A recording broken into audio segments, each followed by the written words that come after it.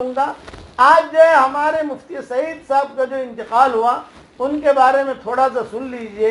مفتی سعید Ahmad palm پوری یہ بہت بڑے علماء میں تھے, ہمارے علاقے کے تھے.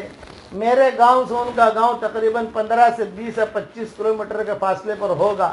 میرے والد صاحب رحمۃ اللہ علیہ ان کو بہت اہتمام سے نظام الدین مرکز بنگلے والی مسجد میں ایک ہفتے کے لیے بلاتے تھے دیوبند سے, اور میرے والد صاحب رحمۃ اللہ علیہ ان کے لیے ٹھہرنے کا انتظام کرتے تھے. مفتی سعید صاحب جن کا آج ان کا انتقال ہوا ہے, اور بہت ہی, اور میرے والد صاحب رحمۃ اللہ علیہ اہتمام سے یہ کہتے تھے کہ مفتی صاحب میں نے آپ کو دیوبند سے بلایا ہے, اس لیے بلایا ہے کہ میرے بیان میں آپ بیٹھو اور میرا بیان سنو اور تنقیدی ذہن سے بیٹھو, یعنی مرید بن کر نہیں, بلکہ یہ کہ علمی میں جو بات کہتا ہوں وہ صحیح ہے کہ نہیں, قرآن حدیث سے کوئی بات ٹکراتی تو نہیں. چونکہ لوگ دنیا بھر میں میرا بیان سنتے ہیں اور میرے بیان کی پھر نقل کرتے ہیں, تو کوئی ایسی چیز نہ چلے دنیا میں. تو باقاعدہ اپنا نگران بنایا تھا میرے والد صاحب رحمۃ اللہ علیہ نے, یہ مفتی سعید پالم پوری رحمۃ اللہ علیہ کو. دونوں کو دونوں کمرے میں ہوتے تو دونوں چونکہ پالم پوری تھے, میں تو اپنے بچے میں شمار ہوتا تھا, خدمت کرتا ابا کی, چائے لانا ہے, تھیلی اٹھانی ہے, یہ کرنا ہے, وہ کرنا ہے, جو بھی نوجوان اب لڑکوں کی عادت ہوتی ہے. لیکن دونوں بزرگوں کو میں دیکھتا کہ ایک دوسرے سے جو ہے یہ گجراتی زبان جو چلیا لوگوں کی ہوتی ہے, چچ بولتے ہیں نا, چم سے چو جاتا شو گادھو, اس طریقے سے دونوں باتیں کرتے تھے. اور میں سوچنے پر مجبور ہوتا تھا کہ ایک بہت بڑا عالم دیوبند کا, اور یہ بھی بہت بڑے, یعنی والد صاحب رحمۃ اللہ علیہ لسان الدعوہ, اور دونوں یہاں آ کر بھائی بن جاتے ہیں, اور بھائی بن کر ایک دوسرے سے مذاق, ایک دوسرے کا جو ہے بہت اکرام احترام. پھر دونوں کو دونوں حضرت جی کے پاس جب جاتے تو حضرت جی کے پاس جا کر مفتی سعید پالم پوری رحمۃ اللہ علیہ ایک دم خاموش ادب کے ساتھ, ابا تو خیر ادب کرتے ہی تھے, ابا کا تو ایک معاملہ اور تھا حضرت جی کے ساتھ, لیکن یہ مفتی سعید پالم پوری میں دیکھتا عصر کے بعد حضرت جی کے پاس جاتے, وہاں نیچے پارک ہوتا تھا وہاں نظام الدین میں, تو حضرت جی رحمۃ اللہ علیہ تھوڑا ٹہلتے تھے, تو وہاں ٹہلنے کے بعد پھر حضرت جی جو ہے اپنا چارپائی پر بیٹھتے تھے, تو سامنے مفتی سعید صاحب بھی بیٹھ جاتے اور یہ ہمارے والد صاحب بھی بیٹھ جاتے. کبھی کبھار حضرت جی پوچھتے, مفتی جی یہ جملہ پوچھتے, مفتی جی یہ کہتے مفتی سعید کو, مفتی جی اس مسئلے میں کیا کہو, یہ جملہ کہتے حضرت جی, مجھے برابر یاد ہے, مفتی جی اس مسئلے میں کیا کہو, یہ حضرت جی پوچھتے. تو مفتی سعید صاحب رحمۃ اللہ علیہ فرماتے کہ حضرت اس میں دیوبند والوں کا فتویٰ الگ ہے, ندوے والوں کا فتویٰ الگ ہے, یہ مفتی سعید صاحب کہتے.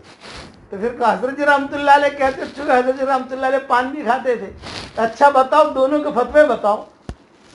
تو پھر مفتی سعید صاحب رحمۃ اللہ علیہ جو ہے وہ جملہ کہتے, دیوبند والوں کا یہ فتویٰ ہے, ندوہ والوں کا یہ فتویٰ ہے. تو حضرت جی رحمۃ اللہ علیہ فرماتے کہ دونوں ٹھیک ہے, یہ کہتے کہ دونوں ٹھیک ہے, وہ بھی اپنی جگہ ٹھیک ہے, یہ بھی اپنی جگہ ٹھیک ہے. پھر کہتے کہ ندوہ والے جو ہے یہ فتوے پر زیادہ چلتے ہیں اور دیوبند والے تقوی پر زیادہ چلتے ہیں, یہ حضرت جی کہتے ہیں. یعنی یہ ان کے بڑے آدمی تو جو دنیا سے چلے گئے. تو میں اچھا ابھی چونکہ بمبئی میں ہی تھے مفتی سعید پالم پوری رحمۃ اللہ علیہ, 15ویں شعبان کی جو میری دعا ہوئی, دعا ہونے کے بعد پونے گھنٹے کی غالباً دعا تھی, مجھے پتہ نہیں ہے, تو ان کا فون آیا اور انہوں نے کہا بھائی ولی یونس آپ کی پوری دعا میں نے سنی. یا خود ان کا فون آیا اور کہا پوری دعا میں نے آمین کہی, بس اپنی دعا میں ایک جملہ اور بڑھا دو. میں نے کہا کیا بڑھاؤں؟ بولے یہ تو جملہ بڑھاؤ, اللہم انا نعوذ بک من کورونا. اس وقت کورونا وائرس شروع ہوا تھا, کہا اللہم انا نعوذ بک من کورونا, کورونا سے اللہ ہماری حفاظت کر. یہ ان کی میری بات ہوئی. پھر میں نے یہ ایک حدیث بیان کی تھی کہ آخری زمانے میں, یعنی میں ان کی باتیں بتا رہا ہوں مفتی سعید پالم پوری رحمۃ اللہ علیہ کی. آج ان کا انتقال ہو گیا. کسی بڑے عالم کا دنیا سے چلے جانا یہ سمجھ لو کہ بہت بڑی خیر آسمانوں پر چلی گئی. امام قرطبی رحمۃ اللہ علیہ فرماتے تھے کہ میں جب مر جاؤں گا تب قرطبہ والوں کو معلوم ہوگا کہ میں کون تھا۔ چنانچہ قرطبی کا جب انتقال ہوا اس کے بعد اسپین میں نامناسب حالات آنے شروع ہو گئے، اتنا اونچا آدمی ہم سے آج جو ہے رخصت ہو گیا۔ تو میں نے ایک حدیث بیان کی تھی اپنے واٹس ایپ کے سبق میں، اور روزانہ جو میرے سبق آتے ہیں، کہ بھی آخری زمانہ میں مدینہ منورہ اتنا خالی ہو جائے گا، اتنا خالی ہو جائے گا کہ مدینہ منورہ میں کوئی بھی نہیں رہے گا۔ جنگلی بھیڑیے، جنگلی کتے اور شیر یہ مسجد نبوی میں داخل ہوں گے، اور داخل ہونے کے بعد مسجد نبوی کے جو ستون ہیں ان ستونوں پر پیشاب کریں گے اور ممبر پر جا کر پیشاب کریں گے، مطلب کہ کوئی ہوگا ہی نہیں تو اتنا جائیں گے اندر۔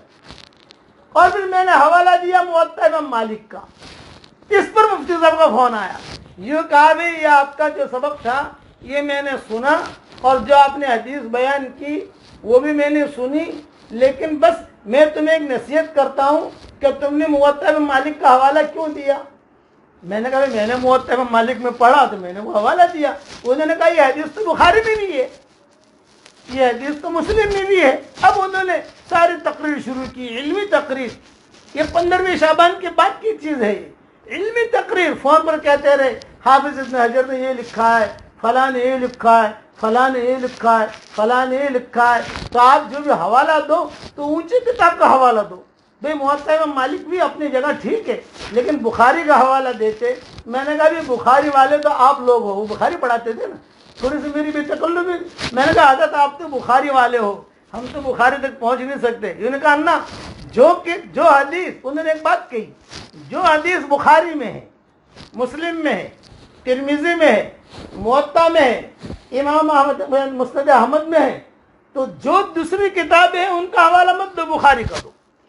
وہ تھوڑا انگلی کا اشارہ کرتے تھے، بخاری کا دو بس۔ اور وہ کتابیں اور بھی کتابوں میں یعنی جو ٹاپ ہے وہ حوالہ دینا چاہیے۔ یہ میری ان کی آخری بات ہوئی بس۔ اس کے بعد سے جو ہے وہ انہوں نے کہا میں تمہارا سبق سن رہا ہوں، درس قرآن بھی وہ سنتے تھے، میں درس قرآن بھی سن رہا ہوں، تمہارا پورا سبق سنا، تمہاری پوری دعائیں سنی، اللہ بہت جزائے خیر دے۔ جب بھی میں نے قرآن شریف کا جب ترجمہ کرنا شروع کیا تو منگلی کندری کی مسجد ہے، اس مسجد میں میں نے ان سے خود پوچھا فون کر کے کہ حضرت میں ریاض القرآن نام رکھنا چاہ رہا ہوں، تو انہوں نے کہا تفسیر بھی کرو گے کہ نہیں؟ میں نے کہا صرف ترجمے کا بھی ارادہ ہے، ابھی تفسیر کا ارادہ نہیں ہے اور ہمت بھی نہیں ہے۔ تو انہوں نے کہا ریاض کا معنی تو ہوتا ہے باغ کا، ریاض القرآن یعنی قرآن کا باغ، تو باغ میں تو پھول بھی ہوتے ہیں، باغ میں جو ہے کئی قسم کے پھول ہوتے ہیں، تو تفسیر۔ تو میں نے کہا تھا آپ دعا فرما دے گا اللہ تفسیر کا کام بھی کرا دے، ابھی تو ترجمہ۔ انہوں نے کہا ٹھیک ہے بسم اللہ، یہ جملہ کہا، وہ ان کا بسم اللہ کہنا پورا ترجمہ اللہ نے کرا دیا، اور ترجمہ الحمدللہ چل بھی پڑا۔ اب ریاض التفسیر کا کام ہم شروع کر رہے ہیں۔ یہ بہت بڑے اللہ والے تھے جو آج ہم سے رخصت ہو گئے، ان کی اور باتیں کیا سناؤں۔